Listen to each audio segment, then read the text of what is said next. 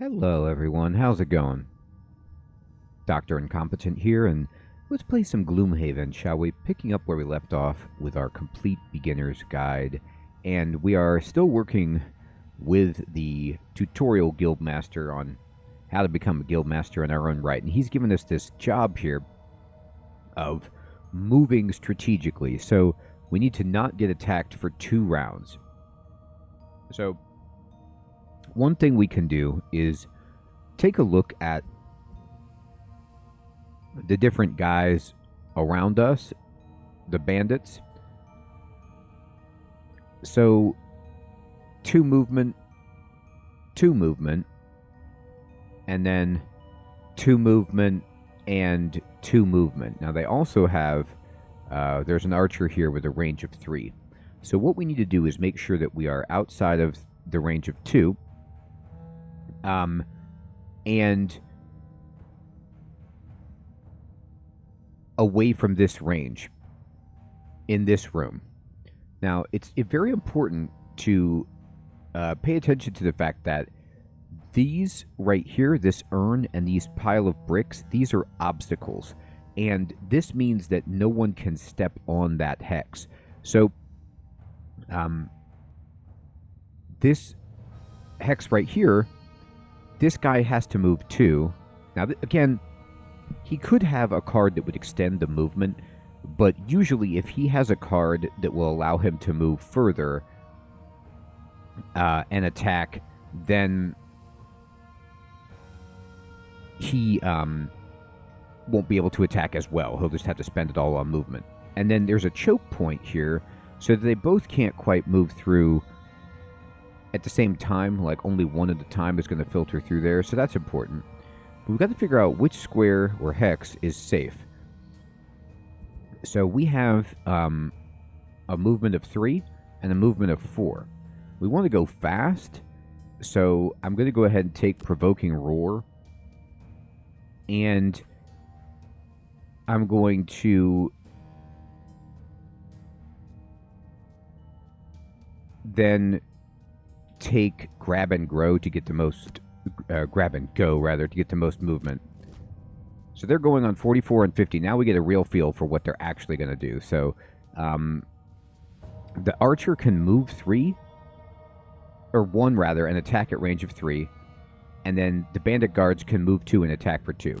So what we need to do is move in a way that puts it so we are outside of a range of 3 plus 1 for the archer, and basically 3 hexes away, 1, 2, 3, so from this guy.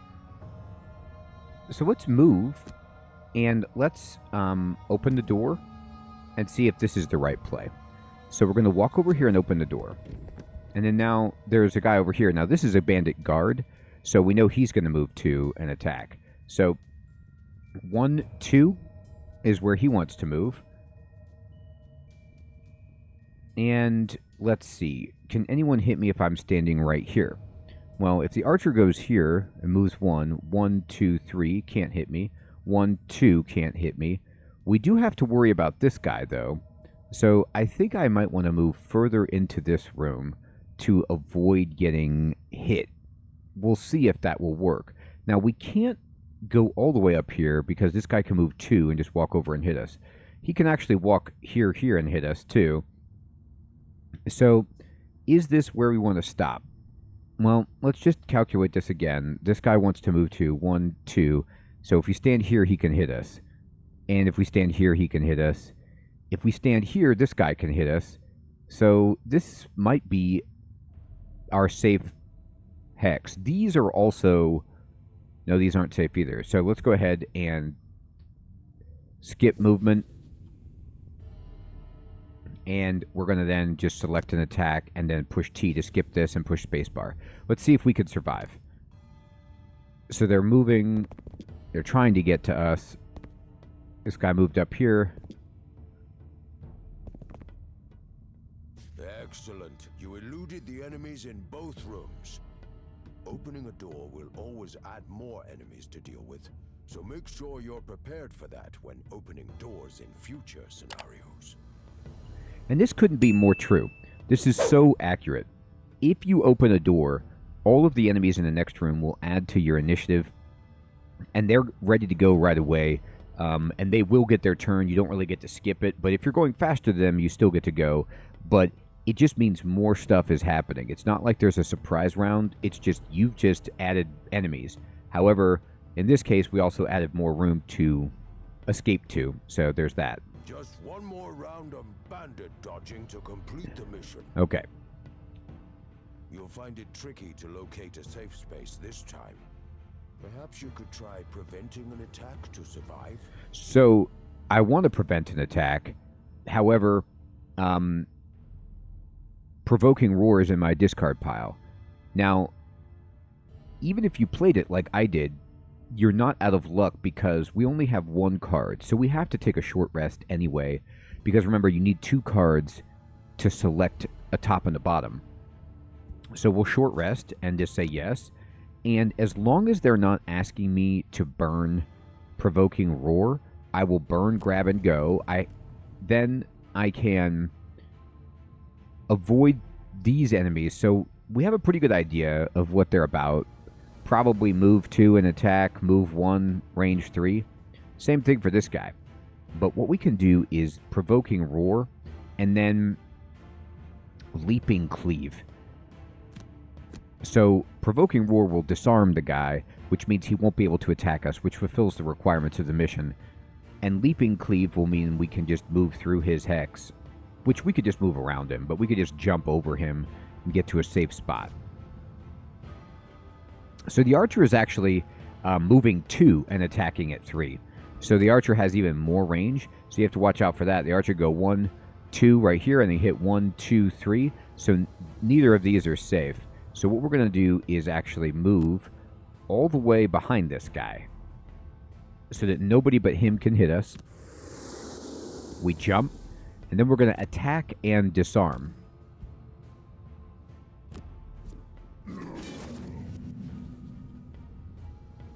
And remember, we have only +0s in the attack modifier deck, so it hits, and this guy is disarmed. And they're going to come and try to get us.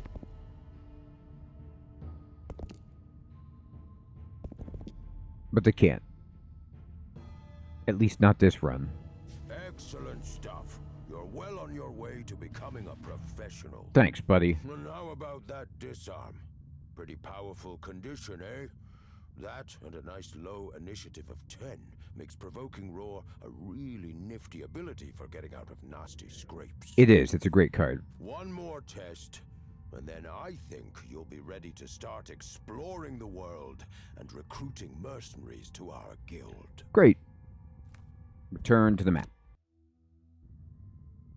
Let's talk about attack modifiers. So far in your training, characters have always drawn a +0 attack modifier, meaning their attacks have always dealt the exact damage value specified on the cards. This is not normally the case. In real scenarios, for each attack, the character will draw an attack modifier which influences the damage dealt. These can increase the damage by +1, +2, or ×2. Decrease by -1, -2, or ×0, or leave the value unaffected, as you've seen with a +0. You can see the contents of a character's modifier deck by hovering over any character. Note that unlike player characters, all monsters share a single attack modifier deck. For this training scenario, these archers have just 2 attack modifiers remaining in their decks. ×2 and ×0. We want them to draw the ×0 to deal no damage, and we're going to give them disadvantage to ensure that. Now remember, this was something that we had the opportunity to toggle off or on, and because we're playing with default, this will work. So it's time to give them disadvantage, and remember, with advantage or disadvantage, you draw 2 from your attack modifier deck, and if you have advantage, you use the higher of the 2 cards, and if you have disadvantage, you use the lower of the 2. Ranged attacks have disadvantage when their target is on an adjacent hex. This forces the attacker to draw 2 modifier cards instead of just 1, and the worst result is selected. As these archers only have 2 modifiers remaining, if they attack with disadvantage, they will draw both, but be forced to choose the ×0 over the ×2 as the worst result, dealing no damage. You can see when disadvantage will apply from the flashing purple symbol next to the health bar. Right. You can only disadvantage one archer here, so kill the other with a ranged attack. Should be easy, as the Brute's attack modifier deck is full of +1s for this mission. You can thank me later. I'll thank you now. Your objectives are: stand next to one of the archers to give her disadvantage, kill the other archer with a ranged attack. Okay. So, we need to stand next to one and kill the other. The Brute doesn't typically get to move very far, so let's see what we've got. Spare Dagger is the Brute's throwing attack. You can see on the top half here it has a range of 3, and it does 3 damage, and we know we're going to get +1. So we're going to do 4 and kill whichever one we like. Then with this, we can use Leaping Cleave or Grab and Go to move close enough to give disadvantage. So I will just take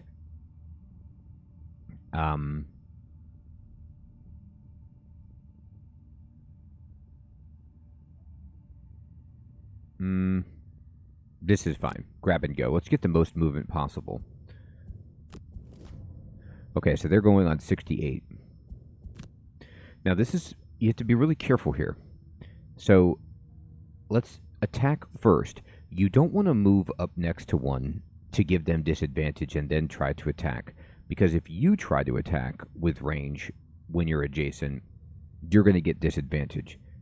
Now, it doesn't really matter, I guess, because we have all +1s, but just something to think about. So, oh, you know what? Well, I guess we're going to do that anyway. I lied. So I'll move over here.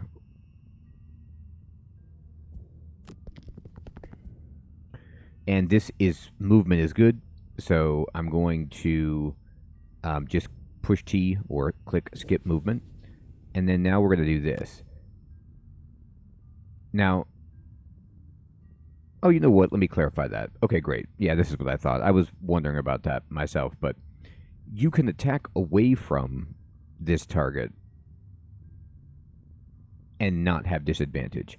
But if you try to attack immediately adjacent at a range of 1, or 0 with the Spare Dagger here, then you get disadvantage. And you can see that because everything is in, you see it's in purple above their head, and there's that flashing purple icon with the crossed swords. That means disadvantaged attack. But if I just throw up here instead, and I confirm the target, we'll do 3+1 and kill that target, and we end the turn.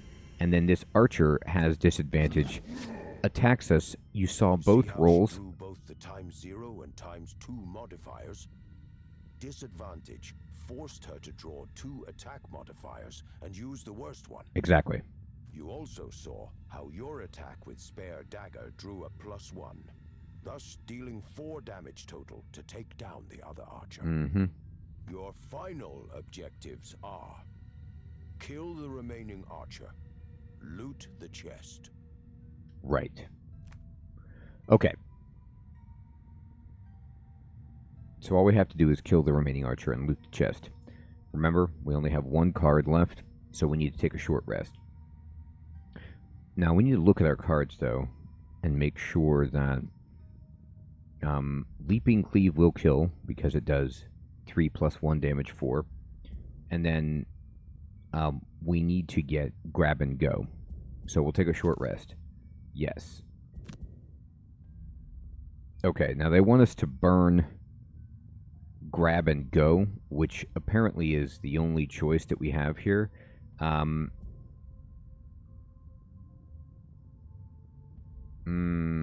I can't select something else because I don't have the health total to do it. So actually, I think... Oh, we have our boots. Right. So we can use our boots. I'm like, uh-oh. So what we're actually going to do right here is this does not have enough move. So we're going to click Spare Dagger first because it's fast, then do Leaping Cleave like this, and end the selection. And the Banded Archer is going to go on 31. So what we can do is we're going to click Move right here, and we can not quite get to the chest, so we're going to use our Boots of Striding to get extra movement. This has Jump, so we can get here even if there was something in the way. We're going to move, and then we're going to throw our dagger. So we move over to the chest, like so. And then we push T to skip movement. And then we're going to throw the dagger back over here, and it does 3+1. I wanted to do Leaping Cleave, but my other card didn't have enough movement on the bottom. So I had to do the bottom half of Leaping Cleave, and then the Spare Dagger attack up here. Now, luckily, it worked out, but that required us moving first, then attacking, and using our boots to get that done. Sweet, and we get a heater shield, which is another item, and this exhausts, so it's replenished after a long rest. When damaged by an attack, you gain 1 shield for the attack, so you get to choose when you use this. And 1 shield is armor that is has to be kind of gone through, so it's like you reduce incoming damage of most physical types here by 1 with a shield, unless they have piercing or something.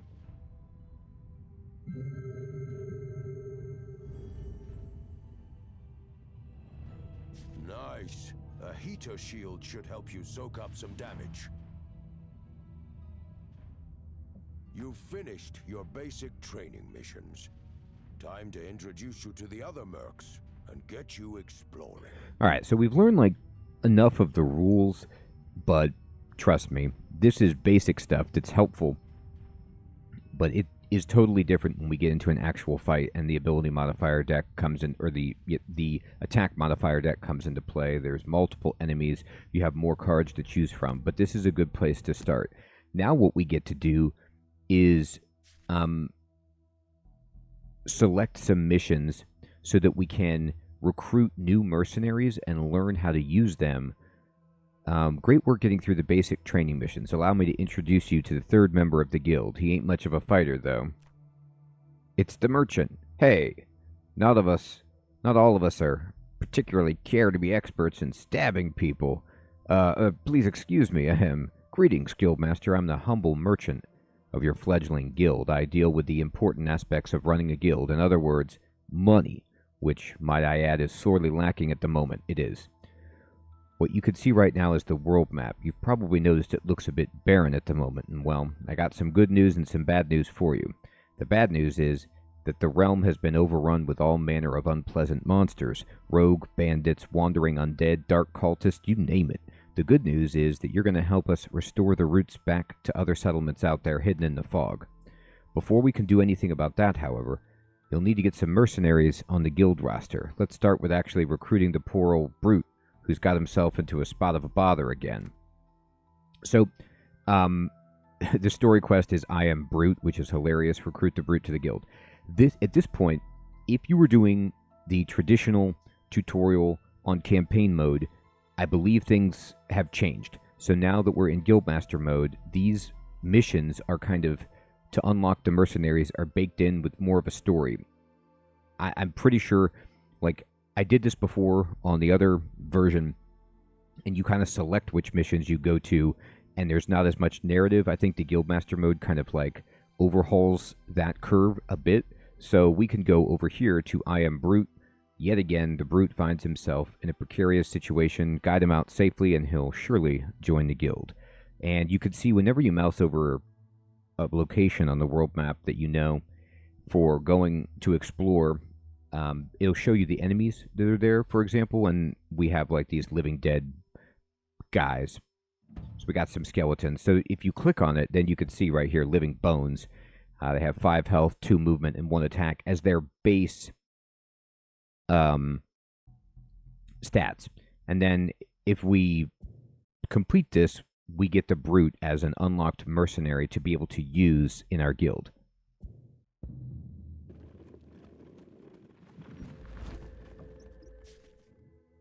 The trainer tells you to head to Demon's Gate Graveyard, and there you find a mausoleum with a smashed-in front door.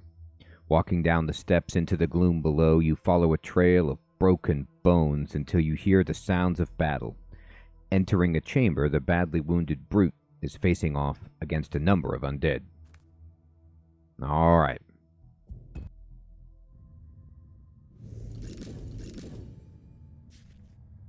Let's begin looking more closely at what each individual character can do. In this scenario, Brute has 2 level 1 Living Bone elites to deal with, which means their stats will be greater than their level 0 counterparts. Monster stats are combined with a base ability card drawn for the monster class's turn, resulting in the cards you see when the monster's cards for the round are revealed. So expect them to move a bit further and attack a bit harder, especially as they're elites. So right here they're kind of explaining what kind of threw me at first is that the basic abilities give you a hint, but not until you see them actually play their cards do you know what they're going to do. Note how they both have an innate shield 1 effect, indicated by the shield icon. Each point of shield prevents 1 damage from incoming attacks. However, an amount of shield can be ignored if targeted with an attack with Pierce, which is what we were kind of talking about last time. So Pierce attacks go through shield. But the amount by which they go through... no, wait, it just goes through with Pierce. Never mind. I have it on good authority that these living bones are going to attack more than once each this turn. You're low on cards and won't be able to afford to burn any cards, so surviving here will require some shielding of your own. By the way, while these enemy shields are an innate persistent effect, normally active bonuses granting abilities such as shield are accompanied by a round, which is the kind of circular arrow refresh icon, or persistent, which is the infinity symbol. So that's very important to note on the card. If it's round, it lasts for the whole round, and then it's over. But if it's persistent, then you get that until you choose to turn it off if you're the player, depending on what the effect is. So it lasts beyond the round. Your objective: kill living bones using an attack with Pierce, apply some shield of your own, use your minor healing potion, and to survive. Okay, so we need to survive the round by applying shield and using a health potion, and kill a living bones using a Pierce attack. So let's just look at our ability cards. We have 3 to choose from. And Shield Bash, you can see on the bottom half, has Shield 1. Spare Dagger is a ranged attack on the top. So if we're going to use the bottom of Shield Bash, we're looking at the top. And we're looking for Pierce. And Trample has Attack 3 and Pierce 2. Okay, so then in this case, we would pierce through 2 shields. So Pierce does have a number. I was right about that. I kind of second-guessed myself before. But we could attack for 3 and then pierce through up to 2 shields, basically. Or the first 2 shields, I should say. So we'll do 3 at full damage. So this one right here, this Bones, has 3 health. And we know that our modifier deck is just +0. So we're going to do exactly 3. And then we need to protect ourselves from this guy.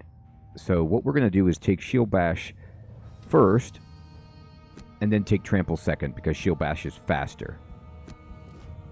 They attack on 74.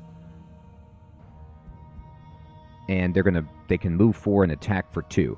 Now, something you look out for, it says target 1 enemy with all attacks. So in this case, and a lot of the time when enemies are up on you, if they don't have to move, especially if they're elite, they can hit you multiple times, just like you can sometimes play 2 attacks if you don't have to move, or if you have a move and attack. So it's kind of a tricky situation if you're up on them, and you need to be prepared for that. Luckily, we have our shield. So first of all, let's just do our shield. So if I click on shield, you see how the top half of Trample highlights, and we know we want that. So I'll shield. And it then, you see the blue arrow, and the blue hex means this is a positive effect targeting me. And I say confirm target. And the shields go around me, and then you see a shield above my health bar. I am now shielding. Now, what this means is, this guy right here is going to attack for 2 multiple times. But each of those attacks will be mitigated by my shield. So I only have 1 hit point. That's not going to be enough, but I can use my minor healing potion whenever I like. So I'll use it right now. Just click on it. The items that you have available, when you can use them, appear in the bottom center of the heads-up display, and I just click Confirm Target, and I heal now for 3. It doesn't take an action or anything to do that. You just do it. And then I'm going to use Trample, and we need to kill this guy so that we don't lose. And we go through his shield with the Pierce. He drops some cash, and we end the turn.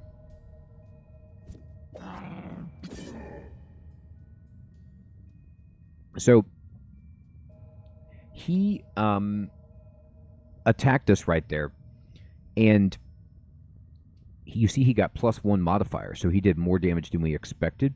Our shield absorbed 1 of it, but we also do have our heater shield, and this becomes available when you take damage, and you could use this, and you could gain 1 shield for the attack, so we'll use it. You see how when I click on it, it'll become exhausted, but the damage now that I'm taking, it's dynamically reflecting this, it's only going to be 1. So once you got that, then you click this button right here, receive damage. We're not going to burn cards to avoid damage. We're just going to take 1 damage. We can handle that. Then he attacks us again. He got +0, so he did not get +1 on that second attack. And what this means is that our shield from Shield Bash that we used is going to absorb 1 of it. Now that heater shield only works on that 1 singular attack from before. It's not applying anymore. But we'll receive 1 damage. That's okay. And now he had yet another attack because he's elite and he's a jerk. And then, again, he did +0, so we can receive that damage. And we survived. Yikes. That was quite the onslaught. Nonetheless, your shield prevented enough damage to keep the brute alive. Phew. For some reason, I don't know why, the voice acting has disappeared for the trainer, so I'll just read it. Final objective, kill the remaining living bones. Good luck. He's a tanky one. He is. He has a shield himself. A tip for you. Perhaps you could use the old push and trap combo. Note that shield only prevents damage from attacks, but it doesn't do anything against direct damage, such as from traps. So, this is starting to teach you the benefits of using the environment to your advantage. So you see there's 2 traps behind this guy. So if I have any abilities that can push him in this direction and he goes through or ends up on one of these tiles, he will take the damage. And you can see this is a trap 3, does 3 damage. So what do I have? Well, I have Warding Strength, which has push 2 on it. So that is my only push ability. I only have 1 card left. I have to take a short rest right here. So they want us to burn Trample. I have no choice but to do that because I have 1 health. So I'll burn it. And now it's our turn. So we know that with 1 hit point and this guy getting to go, we're in really bad shape. So what I'm going to do is probably Shield Bash to do the top portion of this card. And then... No, I can't. I need to do Warding Strength. So let's use the bottom half of Spare Dagger, which is an attack 2, and then Warding Strength, which attacks and pushes. The combination of these 2 attacks should do enough damage. And this is what I was talking about before. If you are adjacent, like you see how me being adjacent to the enemy was rough because he got to do all those attacks because he didn't have to, bother moving or anything. But in this case, I get to not worry about moving. So that means I can look at all my cards and see if I have any top and bottom combos that have 2 attacks on them. So I do. Spare Dagger and Warding Strength. Now, Spare Dagger is faster, so I'll select that first because I can't let him go. I will die. I don't have any shield anymore. So he's going to go on 45. Alright, so what I'm going to do first is just attack him. This will not do very much damage because he has a shield.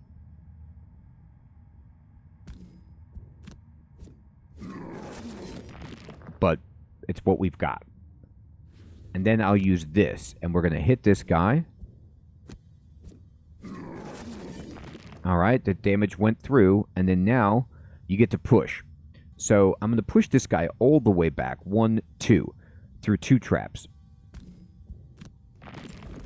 And you see, he triggered this trap right here, and it killed him. I believe he would have triggered this trap too if this didn't kill him, and we end the turn.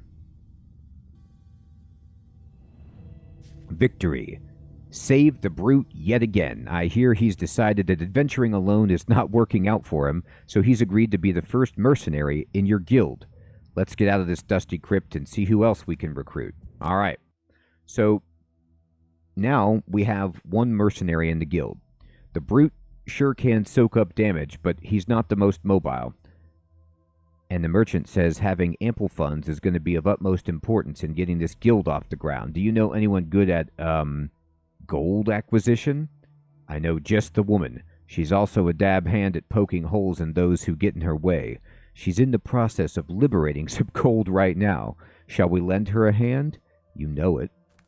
All right, so now we get to do a mission to recruit a blade in the night. The trainer has pointed you to the location of your second potential recruit, which is a scoundrel. So this is a rogue-type character. She's sweet at moving, looting treasure, disarming traps, and doing damage and backstabbing and all kinds of good stuff, and is a nice complement to our brute, and that's our next recruit. So we'll get into acquiring another recruit in the next episode of this tutorial guide series for Gloomhaven. We've completed the basic tutorial, we've now recruited the brute, and we're going to go get another recruit. Everyone, I hope you're still finding this series to be useful and fun. Thank you so much for watching. I'll check you in the next one. Take care.